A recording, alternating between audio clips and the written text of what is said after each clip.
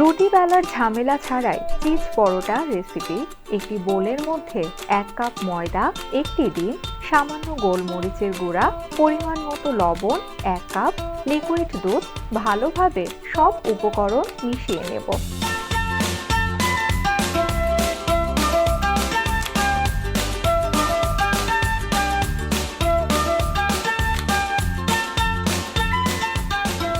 আরেকটি বাটিতে 2টি পেঁয়াজ কুচি, সামান্য চিলি ফ্লেক্স এবং সামান্য লবণ দিয়ে 2টো ডিম দিয়ে মিশিয়ে নেব।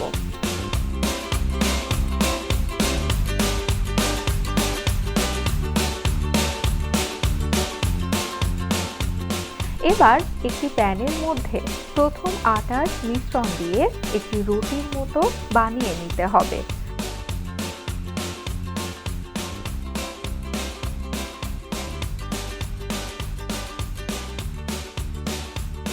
এবারে একইভাবে ডিম ভেজে নিতে হবে।